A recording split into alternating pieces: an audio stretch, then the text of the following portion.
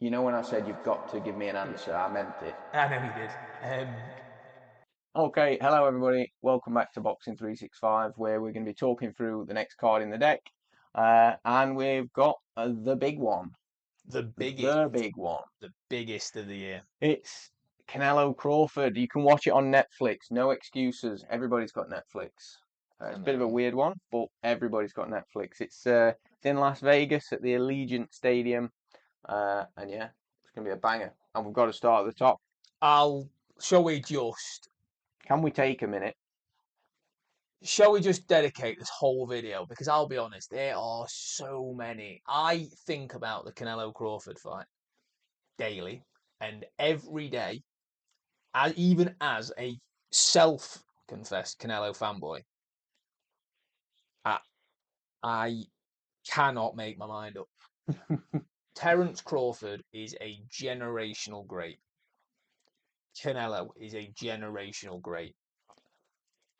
They have both proven themselves in multiple weight divisions.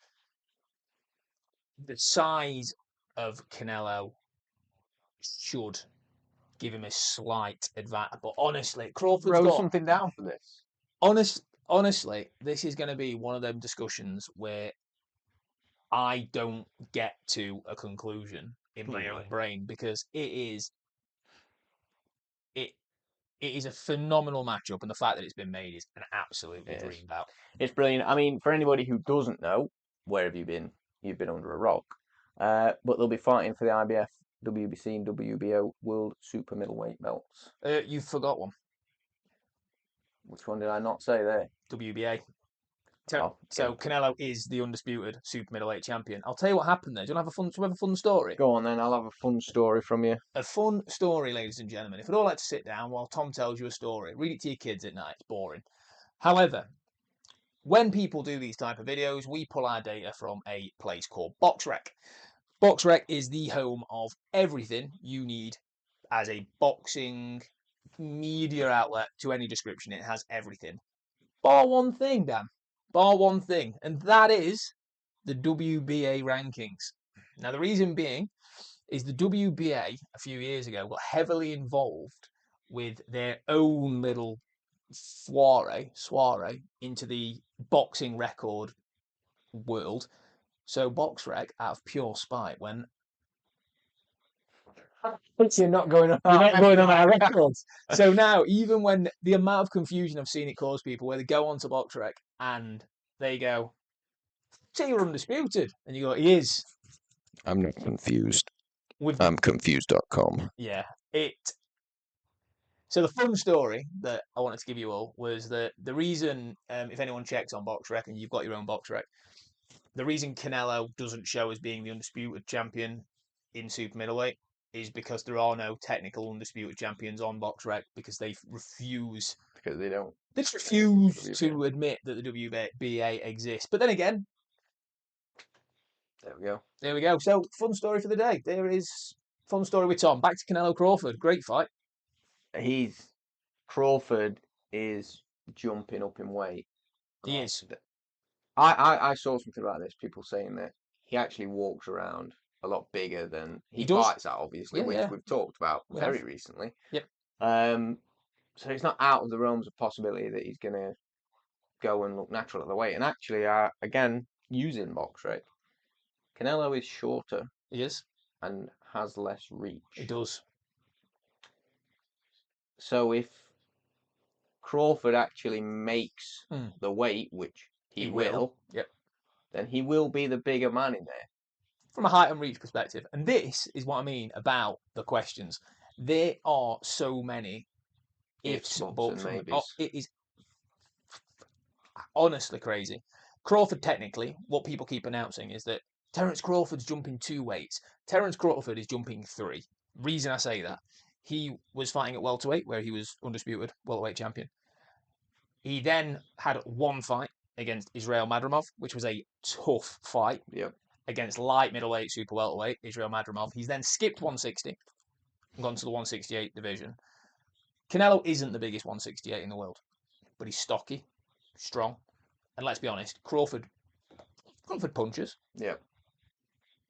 Crawford isn't stopping Canelo. Well, this is I what don't think. I've said is that Don't think. although actually to look at them, this will mean that in height and reach, Crawford is the bigger man technically, but Canelo's fought there a lot, This will be his 11th world title fight at super and middleweight. he's been up at light heavy He has. and felt power of people at light heavy. So Bivol, he beat Sergey Kovalev, who, bear in mind, people forget. People look at him now and go, "Oh yeah, you know, Kovalev." But at the time, Kovalev was a monster that nobody wanted to go near. Yep. But don't get me wrong, as they get older, they start to lose a few, and people that don't particularly appreciate what Canelo's done in the sport, and then people exist. Go. Yeah, but Kovalev wasn't all that. Kovalev was the best light heavyweight on the planet for many years. He was avoided heavily. He knocked out. You download BoxRec. Just take a look for yourself. It's easier that way at times. The other thing that I've looked at is I'm trying to figure it out myself. So Canelo's fought at high weights. Yep. And he has been more active. Yes. So Crawford, his last fight, it was a while ago now. Whereas Canelo, coming up to a year ago, Israel Madrimov. Yeah. Whereas Canelo has actually fought twice since last September. Always does, doesn't he? Yeah. So he's fought William Skull and he's fought Edgar Berlanga. He's beaten both. Yep. And they're good. Well, the Skull fight I think was one that people didn't put enough weight on, but I think Berlanga was respected at the weight. Because obviously then gone and fought Shiraz as well. But I'm thinking he's been more active. Yeah. He's fought at that weight, so yeah. power's not going to surprise him. No. You know, that's not going to. But the opposite can be said for Crawford. So then I think, well, Crawford's coming up in weight, even if he is even if he walks around at the weight supposedly, he is going to be technically a little bit taller with a little bit more reach, but he's also never going to fought at this weight before. So one of the little ways I went with my mindset with this, I'm trying to work out where I'm swinging. We'll stick to the argument and we'll stick to the conversation that is why Crawford could cause Canelo problems with that counter argument. Now, Sebastian Fundora. Giant. Absolute giant, right? In theory, he will walk around heavier than his world title lightweight, his lightweight world title weight. If he wanted to eat a bit and put some weight on, could, in a weird and wonderful world of boxing, could qualify for the 168-pound division. And on paper, he's taller and he's bigger and he's got a good chin and he whacks a bit and he's got really long reach. And that's kind of like, because of how bizarre this fight is, the fact of the matter is, this fight a year ago, these guys were 3 weight divisions apart. This was a not happening fight. Yeah. It is happening. It's happening in 7 days, 8 days. And I feel like we're going to go back and forth over all sorts of different ground here without any real structure, purely for the basis that every good point for Crawford has a counter argument for Canelo. Crawford has never lost, so there is no blueprint on how to beat Terence Crawford. Yeah. However, there is on how to beat Canelo. Now, Canelo's 2 losses have come at the hands of Floyd Mayweather and Dimitri Bivol. Which is outrageous. Which anyway, is, let's be honest, hardly shameful, right?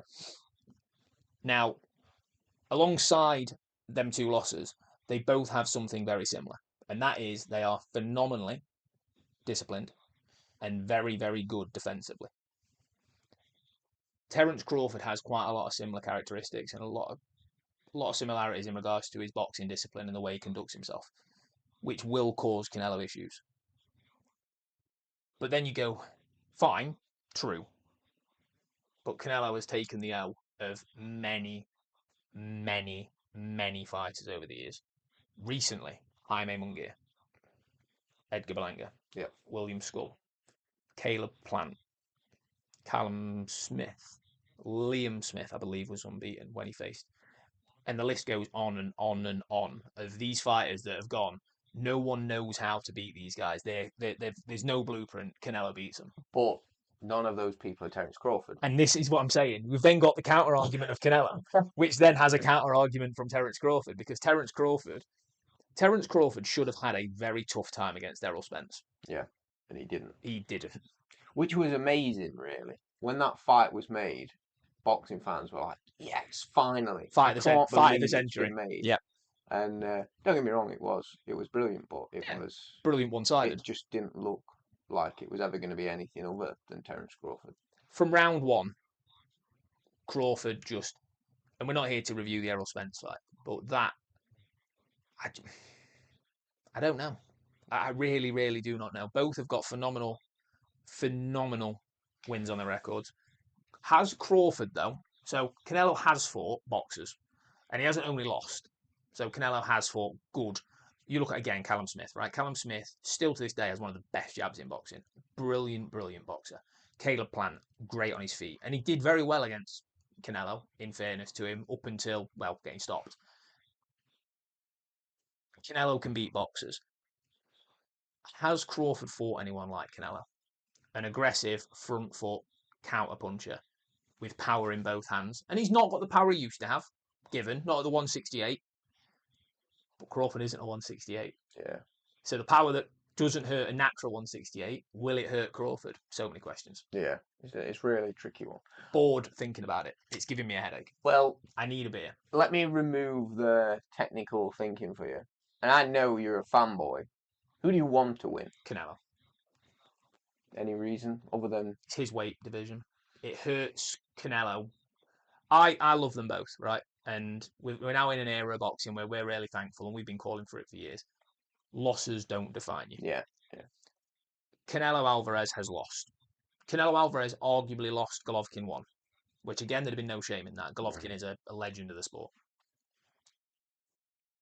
For me, Terence Crawford failing to jump up in theory 3 weight divisions and beat a pound for pound still top 10 fighter in Canelo Alvarez. Yeah. No shame in losing, right? Whereas if Canelo loses, I just think people will be on that. People are on it because for some reason, so many people hate on Canelo. Yeah.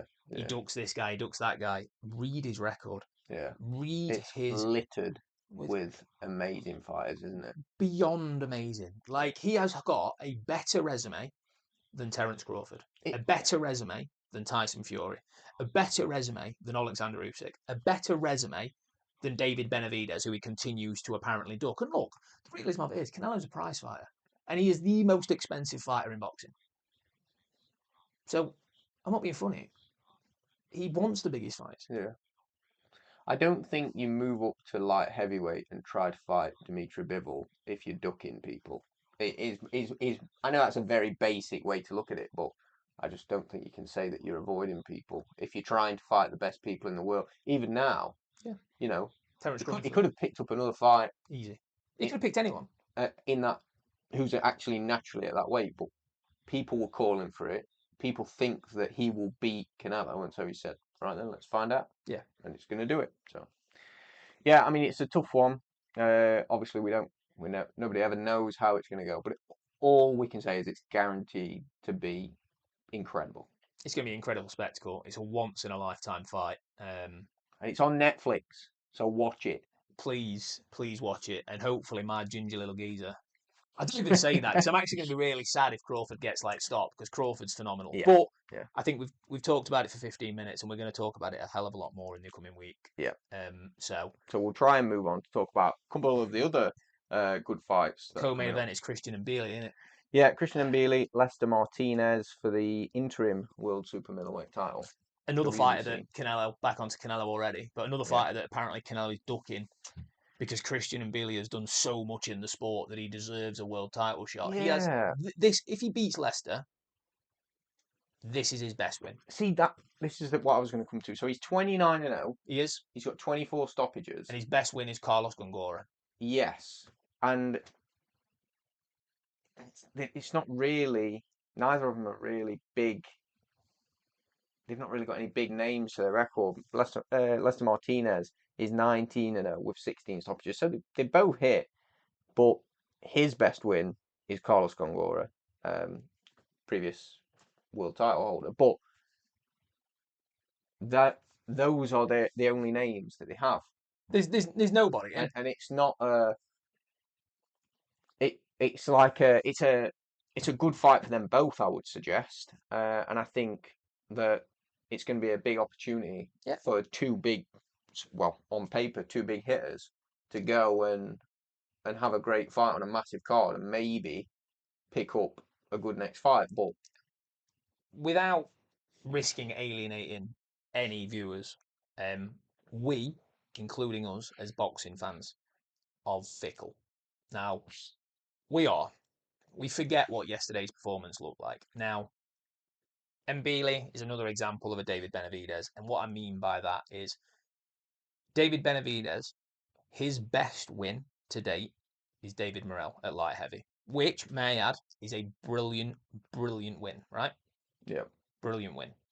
David Benavidez has only just won, got given, hasn't won it, was upgraded, has only just become a official world champion. David Benavidez hasn't fought anybody close, neither of Christian Mbili, to that middle ground level of I'm going to prove I'm at this level so I can then fight at this level. Yeah. To fight an all-time great like a Terence Crawford or a Canelo Alvarez or an Alexander Usyk, you have to prove yourself at that level below. And that level below is already a tough level. Christian Mbili, if he beats Lester Martinez, which I think he goes in as the favourite, go and fight a Edgar Berlanga. Go and fight a Jaime Munguia, a Bruno Saracek. There is a list as long as my arm in the super middleweight division. Go and fight one. Prove yourself at that level with a notable name, and then start to call people out. Yeah. Stop calling people out. You've won nothing. You've won nothing. You've beat no one. Like, let's see. This is the thing. Grow up, Christian. It's for a interim world title, which is going to carry some weight when you're trying to call for people's head. But unfortunately, like you say, if you've not gone and proven yourself, why would it happen? And I know we've just talked about them, so I know we're talking about a different fight now, but why would Canelo Alvarez, especially when with the way boxing is at the minute and Turkey gets what he wants a lot of the time? He does, yeah. Why is Turkey Al-Sheikh going to call for Canelo Alvarez, Christian Mbili? He's not. He's already expressed interest in Canelo Alvarez, Hamza Shiraz. Which, to be honest, let's be fair to Hamza. He's a world title challenger at middleweight, where he was way too big and struggled with the weight. Didn't look brilliant, but he fought a very tough and very good Carlos Adames. Yep. Probably should have lost that night. Got away with one. Close enough, but a draw was a stretch. But he's gone in there immediately at a level well above anywhere Christian Mbili has fought and stopped Berlanga in dramatic fashion. Immediately, you're in the talk for the biggest fights. Mbili's not in that talk, and this isn't the Slate Mbili show because he is a good boxer. Yeah. But there's a difference between being a good boxer and being the next name in Canelo Alvarez's pile, isn't there? The thing is, when you fight a Canelo or any big fight, we hate the politics of boxing as much as the next guy, or girl. But the politics exist because it's a business. It's not like football. You're playing Aston Villa next week. Not how it works. And people would love it to work like that, but it's not realistic. Because for whoever goes and wins the purse bid or whoever decides to take on the fight of Canelo and Mbili, fine, you'd still make money because it's Canelo. But my point being is that you've got to put that risk up. You've got to go, right, okay, I'm paying for this. I'm going to have to pay for everything in the hope that I turn a profit. Yeah. Christian Mbili doesn't give you enough commercial value. Yeah. And the only reason William Skull got his opportunity is because the IBF mandatory came up. Canelo went, I ain't fighting him. So he vacated the belt. When he went to Riyadh, and the first thing that apparently Turkey said was, you go win your belt back, you become undisputed again. So he had to fight William Skull. And when the mandatory comes up for the interim, my guess is Canelo will give him the belt and he can go prance around and be a world champion until he fights someone of real level. Yeah. Well, again, we've sort of talked about what the win would mean, but how could you see that fight going for Mbili and Martin? It's going to be a good fight because they're both at a similar level. Yeah. And they're both punchers. So if Mbili is anywhere near as good as he thinks he is, and the fans think he is because he's exciting and he hurts people. Light work. Yeah, medium work. It'll be. It could be a late stoppage, but Lester Martinez is a tough opponent who's fought at a decent level and fought decent opponents at a certain level. Yeah, it's a good co-main event, really, isn't it? As a to watch an exciting competitive fight. It's fan friendly. Yeah, it's fan friendly. I'm still on the fence about what Christian Mbili does in the sport, but he's decent. This will be his 30th fight, and he's fought nobody, so he's doing well. But he is an interim world champion, which is more than I'll ever achieve. He is an interim world champion. However, exclusive, I do have a belt shot. But I'm not going to tell him. Yeah, don't tell anybody that. It's a secret. Right. It was a secret. So, the next fight is Bohachuk and Brandon Adams, and that's actually a rematch. Didn't realise this. No, well, I did my usual digging around, and I had a close look at Bohachuk's record of 26-2 with 24 stoppages. Big puncher. And he's lost to 2 people in his career. He's lost to Virgil Ortiz Jr. No shame, very good. Majority decision as well. So yeah, it was close. Yeah. Not a blowaway. And Brandon Adams. Ah, the notorious. Yeah, so he was stopped by Brandon Adams as well, but it was in 2021. It was a long time ago. He was stopped in the 8th round. And since then, Bohachuk's obviously been very active. He has. He has actually fought in 2025, so he's had a fight this year already. So this will be his second outing in 2025, which is what you want to see for somebody. Yeah. A couple of fights a year when you get to that sort of higher level. Adams is 25-4 with 16 stoppages, so punches himself. Yeah, clearly punches himself as well. But he is coming off the back of a loss to Andreas Katsarakis, split decision, and after fighting Bohachuk and beating him, stopping him in the 8th round, he had a long time off. Yeah, it's a difficult. And then he was back, so he beat him in 2021, and then he was back in 2024. Wow. And he had 3 fights in 2024. Okay. So long period off, 3 fights in 2024, but this is his first fight in 2025. So out of his 3 fights in 24, win 2, loss 1. Yeah. Okay. So for the viewers that don't know who Katsarakis is, he is a Greek fighter, relatively unknown. Fights on NZB something, small promotional show. He's all right. Split decision loss. It was clearly a tight one. Yeah, and then look, Katsarakis, he's not a bad opponent. But the realism of it is Brandon Adams stopped an unknown Bohachuk, so it didn't do his value particularly any good. Bohachuk's on an absolutely phenomenal run. Yeah. Who has competed at world level now for the last 2 years, maybe a little bit longer. Brandon Adams wins this one, it's a lottery ticket. Yeah. Brandon Adams doesn't win this one, but well, you see, I was gonna say this.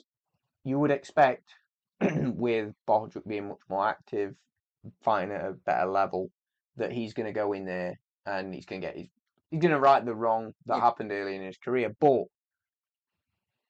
it's possible that Brandon Adams has got his number and he's just that kind of fighter where he goes, I can deal with this person. Even though nobody else seems to be able to, minus Virgil Ortiz Jr., he might be the fighter who can deal with him. Everyone's got kryptonite. Yeah. And like you say, there's a possibility that the kryptonite of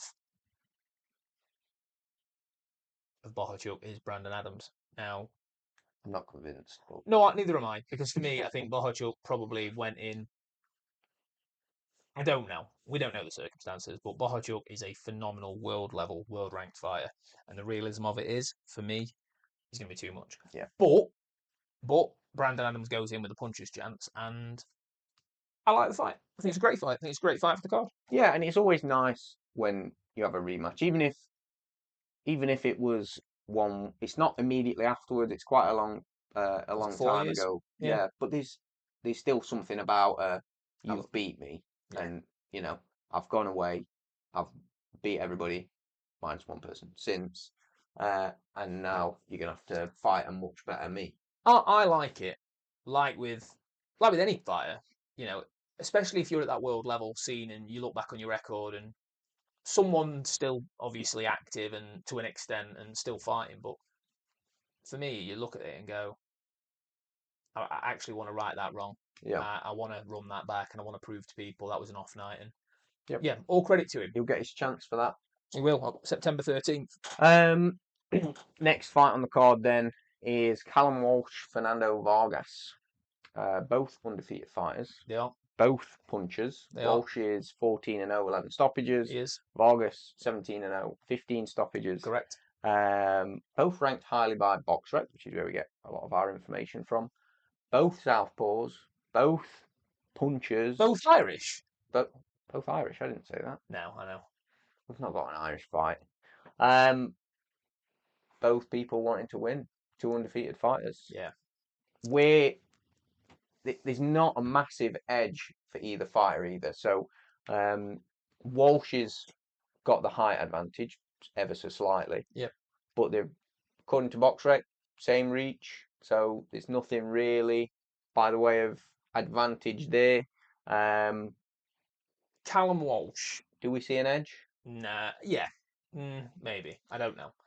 Callum Walsh is a curious case. Callum Walsh is another Irish phenomenal talent. Was picked up before he turned pro by the UFC. He is the only boxer on the UFC's books, and he continues to be promoted by the UFC. Makes no sense to anybody. That doesn't make a lot of sense. Makes no sense to anybody because Callum Walsh is one of the better young fighters coming through, and his opportunities have been limited. I'm very curious to see what this fight brings because this is a massive step up on where he's been. Fernando Vargas, not got any notable wins himself, but clearly got a little bit of something. Yeah. It's going to be interesting. Winner stays on for me. Callum Walsh, if he loses this, there's going to be huge question marks on. Maybe he's not what we thought. Yeah. And he'll have to go back to the drawing board. If he wins this, people will go, shit, real deal. Yeah. And at some point, there's going to be more and more opportunities within the Saudi scene, which is why I suspect Callum has stayed with Dana White at the minute, just to sort of see. But yeah, good fight. I like it. I imagine that those fighters are going to be interested in what happens in the other fight on the card, in the Chuck Adams card as well. Yeah, absolutely. Yeah. Because that could be probably not straight away, but depending on what happens on the outcome of that fight, looking for next opponents and looking to move up and looking to progress. I think for me, it's one of them where you have these sort of fights where you go, the winner's probably a little bit too big of a step, but the loser. Yeah. And if Brandon Adams or Bohajuk, maybe not Bohajuk because of the level he's competed at, but if Adams goes in and puts on a good show and loses a close decision or whatever it may be, he would make a cracking opponent for any of these guys next as an opponent coming off of a loss. Yeah. As a measuring stick to how far away you are from that level. But obviously we'll have the back of our hometown neighbour in Mr. Walsh. We'll be watching. It's going to be very, very good. Curious to see what he's got. Yeah. And someone's O has got to go. I'll leave my prediction till the end, but someone's O will go. And yeah, I know we said about not putting too much weight on it, but we've talked about it before. It's a bit of something extra. A bit of something exciting. As much as it doesn't make as much of a difference as it used to, the realism of it is I'm still undefeated. More so without a win as well, as are you. But you don't want to lose it because it's that I'm unbeaten. I'm unbeatable. Yeah, and there's definitely value in it for younger fighters. Yeah, of course there is. And there's a commercial value. It does add a commercial value, whether we like to admit it or not. And that leads us to the last one that we've done any significant write-up for, which is, I'm excited for this one. You've got a weird little hard-on for this one. I have a little bit. So, Ivan Ditchko and Jermaine Franklin Jr. Yeah. And I was looking at this, and I know a bit about Jermaine Franklin Jr. Because of his fights against White and Joshua, and losses to White and Joshua. Yeah. And I thought, he's a decent fighter, isn't he? He's a good fighter, a decent enough level where he's going to cause people a bit of a headache that are trying to break into that higher tier of heavyweight boxing. And I thought, well, who's he fighting then? What does this fight do for Jermaine Franklin? It's actually not what it does for Jermaine Franklin. It's what it does for Ivan Ditchko, which is he's 15-0, 14 stoppages. He's 6'9". He's an absolute unit. His last fight was in July, but he did stop his opponent in the first round. When we sat down to go through the sort of the pre-brief, I keep calling it the pre-brief, it's just the brief. The brief. When we went through the brief, and I'll be honest, I didn't really pay much attention to this fight, but immediately you went, fuck Canelo Crawford. The banger on this one is my mate Ivan Ditchko. And I'll be honest, having a little read,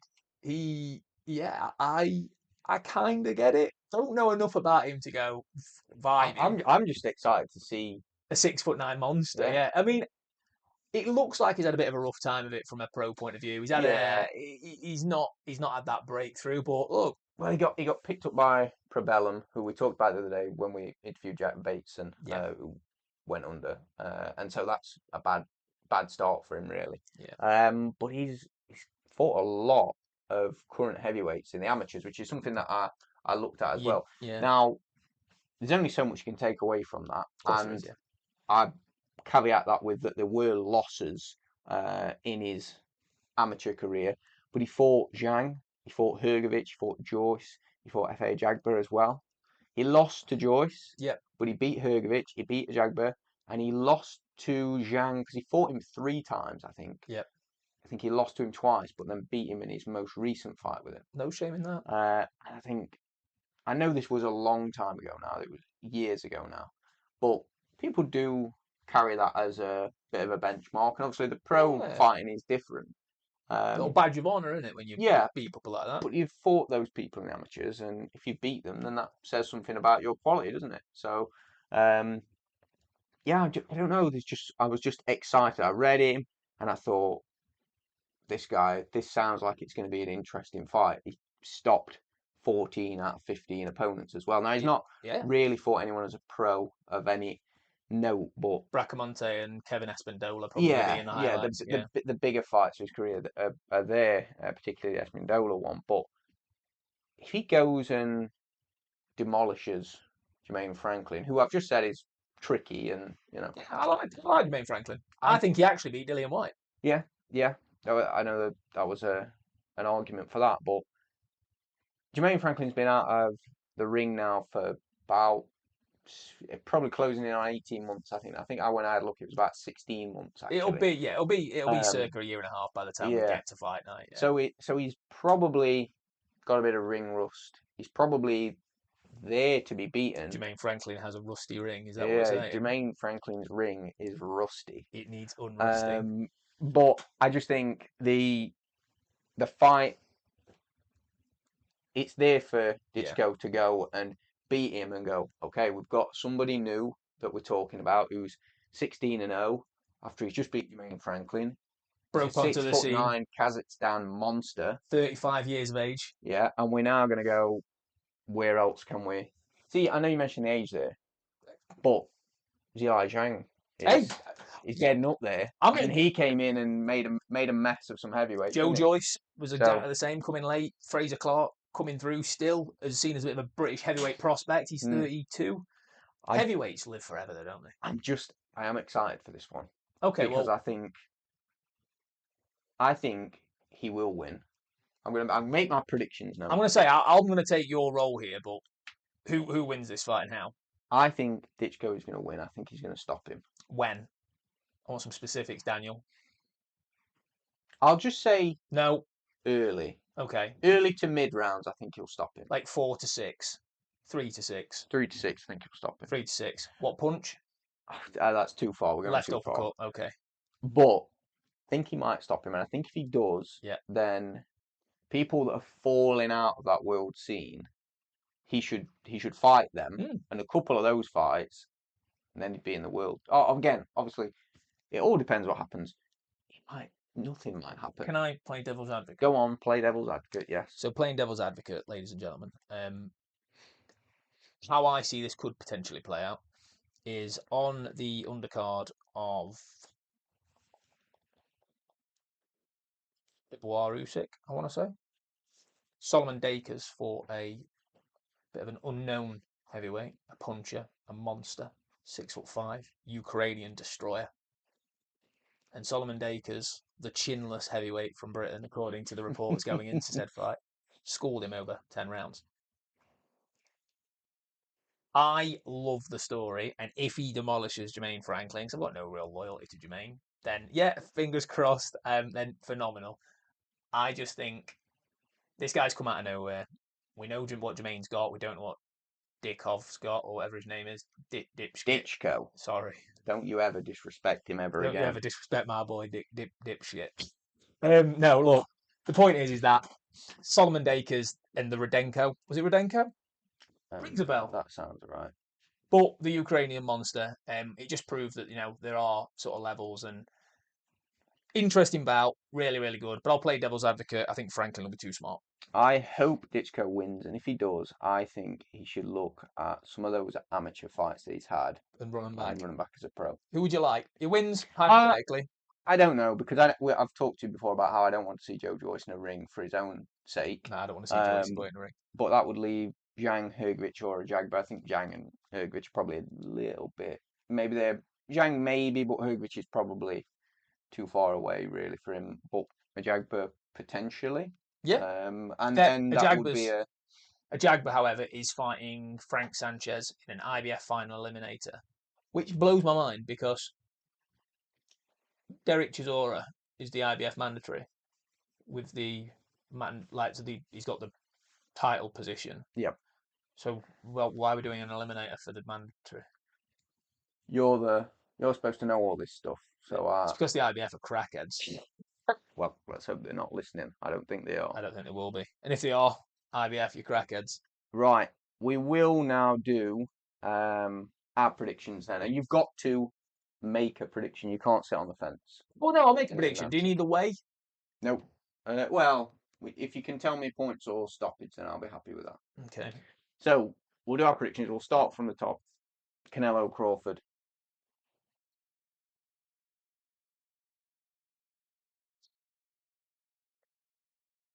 You know when I said you've got to give me an answer, I meant it. I know you did. I hate to do it. Tomorrow I'll change my mind, right? Yep. As it sits right now, I think Crawford's wanker. I think Crawford's got all the skills and all the tools to do the right job. Next. Points, obviously. He's not stopping Canelo. If he stops Canelo, I'll kill him. Christian Mbili, Lester Martinez. The hype job. Christian Mbili. Stoppage. Nice one. Bohachuk, Brandon Adams. Bohachuk stoppage. Safe one. Callum Walsh, Fernando Vargas. Vargas. Ooh, okay, interesting. And then Ditchko, Jermaine Franklin Jr. I'm going to say it and you're going to hate me, but I think Franklin wins that. Okay. I'm not going to dispute it. I'm just married to the idea of him winning. So. It's fine, yeah. You can marry a 6'9" Absolutely. Uzbek or wherever he's from. Kazakh, sorry. Kazakh. Okay, so there's our predictions. Fight of the night. It's Canelo Crawford. Canelo Crawford. There's nothing you can. It could be the biggest stink out job ever, but the fight's too big not to pick it. You can't have them in the ring and not pick that. No. Upset of the night. I gave it away in my predictions. We've not, due to what I believe being a poor promotional matchup for Callum Walsh. Dana White isn't a boxing matchmaker. Doesn't know the boxing landscape as well as a Frank Warren and Eddie Hearn, Bob Arum, whoever it may be. I don't really know and understand how well he's been matched. Don't get me wrong. But has he learnt what he needs to learn? They've now given him a big opportunity. Could it be a step too far? Same goes for Vargas. Just got an awful feeling that Vargas is going to do a number on him. Fair enough. And the last thing is our Rate the Robot. So Rate the Robot. We're gonna ask ChatGPT to predict. Rate the Robot needs a jingle. If anyone can let us know the what winners you'd like the jingle to be, that would be great. Of Canelo. I'd like to write a rap. Dan says I'm not allowed because my raps aren't very good. Right. Here we go. Okay. What is? Here we go. What's RoboCop saying? Okay. I'm going to be curious for this one because I think we're going to disagree on a few. Canelo Crawford, it predicts Canelo Alvarez wins by decision. Why? And it gives us a breakdown. Crawford is elite, but moving up 2 weight classes, Canelo's power, experience, and pedigree should give him the edge in a decision win. Well done, ChatGPT. Callum Walsh versus Fernando Vargas. Callum Walsh, suggesting he has such strong knockout stats that he has the edge, but it could be a tough fight. And Billy, Lester Martinez, Christian Mbili, reckoning that he's more seasoned, higher ranked, and that he's going to do the job. I think that's fair enough. Bohachuk, and Bohachuk's going to win, apparently. Leaning towards those. And then the Ivan Ditchko predicts the winner. So there you have it. While we are on it, there is a card that Mr. Won't disrespect him for obvious reasons, even in joke form. Mr. Turkey Al-Sheikh has put on a card particularly aimed at some of the prospects of the future, which I'll be honest isn't what's been built, but what do we know? He has got another super middleweight clash in the shape of Mr. Steven Nelson, who notoriously good fighter, only lost coming to Diego Pacheco, fighting Raiko Santana. And then the final three, we have got Mohamed Alakel, who is a Saudi prospect who's fought on every Saudi card against absolute nobodies, but he is trained by Mr. Joe Gallagher, who I rate very highly, who we also wish a quick and speedy recovery, who is going through some health problems at the minute. We've also got Satsuma's little brother on the card, Rito Tsutsuni, fighting Javier Martinez in a 6-round super featherweight contest. And then finally, just to round off, we have the debut of Sultan Al Mohammed fighting Martin Carabello, who has one fight, which was a draw at 4-round super featherweight. Happy days. And that covers off the entirety of the card. As we said, it's going to be a banger. You should have heard about it. If you've not heard about it, you're living under a rock. It's on Netflix. Just watch it. Absolutely. Couldn't say it better myself. Yeah. And make sure to like and subscribe. Give us your thoughts. Make sure to check us out on TikTok as well.